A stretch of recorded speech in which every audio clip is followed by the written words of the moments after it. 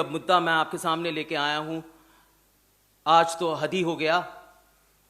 रुपए गिरकर 83.12 पे पहुंच गया है। ये जिंदगी में, रुपए की जिंदगी में सबसे कम उसकी कीमत है। मैं तुलना करना चाहता हूं 2014 से, जब यूपीए थी, मई का महीना था और उस समय रुपए था 58.4। तो आप समझ सकते हैं कि अब तब से अब तक रुपया कितना गिर चुका है। अर्थव्यवस्था ही नहीं खराब हुई है, मैं जानता हूं माहौल भी खराब हुआ है, नफरत भी फैला है, चीन भी हमारी जमीन पे आके बैठी है, सरहदों पे तनाव है। तो प्रधानमंत्री जो कह रहे थे ना, तो वो जवाब हम उनसे चाहते हैं, हम उनको आईना दिखाना चाहते हैं कि क्या हो रहा है। हमने तो उस वक्त अर्थव्यवस्था को संभाल लिया था, कभी रुपए गिरने नहीं दिया, लेकिन इस सरकार को अब जवाब देना पड़ेगा। देखिए, जो वित्त मंत्री जी हैं, उनका जो वक्तव्य होता है, उनका जो तर्क होता है, बड़ा अनोखा होता है। एक दो दिन पहले वो ये कह रही थी कि रुपया गिरा नहीं भाई, डॉलर बहुत मजबूत हो गया है। तो आप किसी गरीब के घर में जाके उनका दरवाजा खटखटाइए और ये कहिए कि महंगाई इतनी बढ़ रही है क्योंकि डॉलर मजबूत हो गया, रुपया गिरा नहीं। ये हमारी गलती नहीं है, हम तो बेबस हैं, हम तो लाचार हैं, हम क्या करें। ये तो सारा आयातित समस्या है, ये वैश्विक तूफान है, हम तो कुछ कर ही नहीं सकते। हमेशा वित्त मंत्री जी का ये तर्क रहा है। उन्होंने संसद में भी ये बोला, बार बार इसको दोहराती रहती हैं। और दूसरी बात ये हमेशा कहती हैं कि हमारा तो भाई रुपया गिर ही रहा है, लेकिन देखिए और करेंसीज को देखिए, उनके मुद्रा को देखिए, वो भी तो गिर रहे हैं और हमसे ज्यादा गिर रहे हैं। और वित्त मंत्री जी तुलना ऐसी करेंसी से कर रही हैं जैसे येन, जैसे यूरो, जैसे यूके का पाउंड। ये बड़े विकसित मुल्क हैं, उनकी आबादी छोटी है, वहां पर इतने गरीब नहीं हैं। और गरीबी की बात तो मैं बाद में करूंगा, जो वर्ल्ड बैंक की रिपोर्ट आई है, इतने गरीब भी नहीं है। तो ऐसी तुलना आप कम कर कैसे सकती हैं? आपको शर्म नहीं आती ऐसी बात करते हुए? और अगर ऐसी बात ही करनी है तो मैं आपको यह बता दूं कि जो विकासशील देश हैं, जो डेवलपिंग कंट्रीज हैं, जो डेवलपिंग इकोनॉमीज हैं, उनमें मेक्सिको का जो पैसो है उसमें वृद्धि हुई है 2.6, रियाल में 7 से ज्यादा और रूबल में 18 से ज्यादा वृद्धि हुई है। तो हमारा तो गिर रहा है, उनका बढ़ कैसे रहा है? हम पूछना चाहते हैं वित्त मंत्री जी से। यही कुछ ऐसा ही तर्क रहा कि हम बिल्कुल बेबस हैं, हम कुछ कर नहीं सकते। जब ईंधन के दाम बार बार सरकार बढ़ा रही थी, फिर जब चुनाव आया तो बिल्कुल रोक दिया। और उस समय वित्त मंत्री जी ने कहा कि हम क्या करें, ये तो ऑयल कंपनियां बढ़ा रहे हैं, हम कुछ कर नहीं सकते।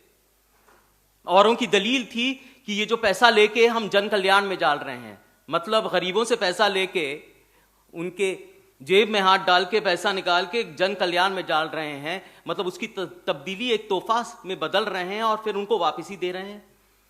ये थी उनका एक तर्क, उनकी दलील उस समय। जब वो वहां पर वॉशिंगटन में गई तो वो औरों को कोसने लगी कि हमारी अर्थव्यवस्था का कारण आप हैं।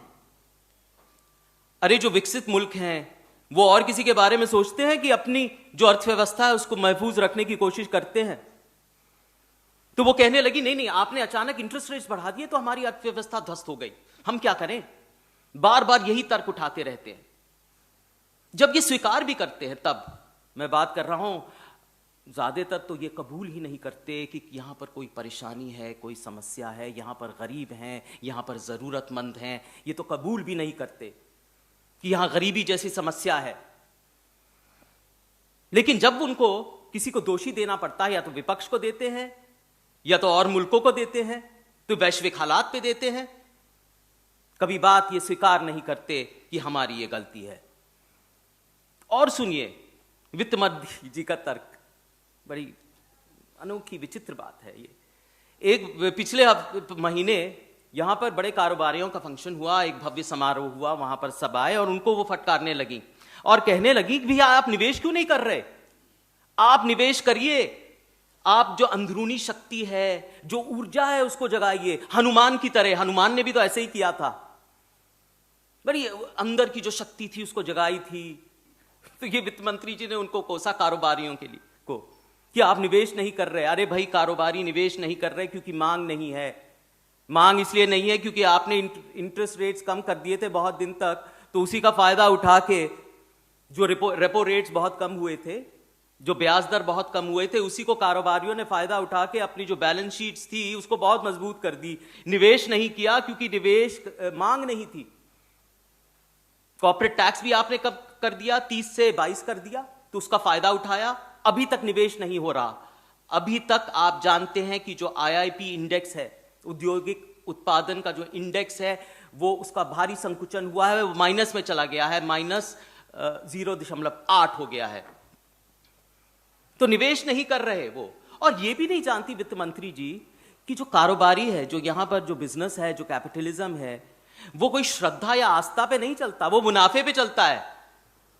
तो वो आप उम्मीद कर रही हैं कि वो अपनी शक्ति को जगाएंगी और ये लोग आके कुछ संभालेंगे, तो पता नहीं क्या अर्थव्यवस्था की पकड़ है। बल्कि मैं तो यही कहता हूं, और हम अच्छी तरह जानते हैं कि ये जो हो रहा है, जो हमारी अर्थव्यवस्था बर्बाद है, ये सरकार की अयोग्यता, उनकी अक्षमता की वजह से है, और कोई वजह नहीं, चाहे वो कुछ भी कहे।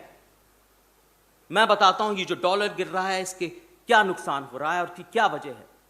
सबसे पहले, डॉलर गिरने से सीधा आयात पे फर्क पड़ता है, जो हमारे इंपोर्ट्स हैं, और 3 मुख्य इंपोर्ट्स पे फर्क पड़ता है, उससे महंगाई भी बढ़ती है।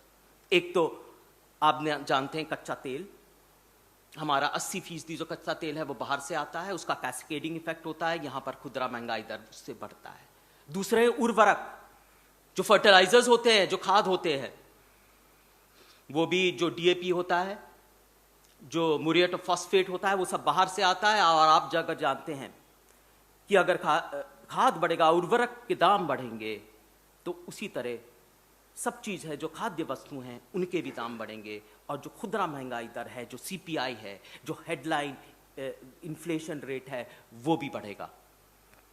तो ये बात बिल्कुल सीधी है। और इसीलिए जो हमारा फूड इन्फ्लेशन है, जो सीपीआई, सबसे पहले जो सीपीआई है, खुदरा महंगाई दर है, वो 7.4 हो गया है। मतलब कम लेने का नाम ही नहीं कर रहा, बढ़ता चला जा रहा है। और जो आरबीआई का, रिजर्व बैंक का एक बर्दाश्त करने का दायरा होता है, जो 6% होता है, उससे बढ़कर वो बहुत दिन से आगे है, जनवरी से लेके वो आगे है। 4 होना चाहिए, लेकिन है वो 7.4। और गरीब आदमी, जो जरूरतमंद है, जो मोहताज है, जो महरूम है, क्या असर पड़ रहा होगा वही जानते हैं। मैं अभी बिहार से आ रहा हूँ, चुनाव के सिलसिले में था, जो कांग्रेस चुनाव में, वहाँ पर बहुत लोगों से पूछा और वो कह रहे हैं कि जो गरीब आदमी है, अब जो सब्जी है उसको तो तेल में छोंकते ही नहीं, सीधा सब्जी बना देते हैं। और बहुत लोग ऐसे हैं वहाँ पर जो रोटी प्याज और नमक के साथ खा रहे हैं, अगर प्याज नसीब है। अरे ये लोग क्या जानते हैं गरीब आदमी के रसोई में क्या पक रहा है। रोटी तो शाही पनीर के साथ खाई जाती है, शाही दाल के साथ खाई जाती है, रोटी प्याज के साथ, नमक के साथ। जानते हैं ये लोग कि गरीब आदमी के रसोई में क्या पक रहा है, कैसे जी रहे हैं वो। खुदरा महंगाई दर तो बढ़ता जा रहा है। बड़ी शर्म की बात है कि वो स्वीकार भी नहीं कर रहे, ये कबूल भी नहीं कर रहे। दूसरी बात मैं ये बताता हूं कि आरबीआई ये कहती है कि अगर, और ये आंकड़े पे जरा गौर करिएगा, अगर आपका रुपया 5% कमजोर होता है तो आपकी महंगाई 20 बेसिस पॉइंट्स बढ़ती है। 100 बेसिस पॉइंट 1% होता है। तो आप समझ सकते हैं कि रुपया कमजोर होने से महंगाई पे कितना सीधा असर पड़ता है, और वो भी फूड इन्फ्लेशन पे पड़ता है।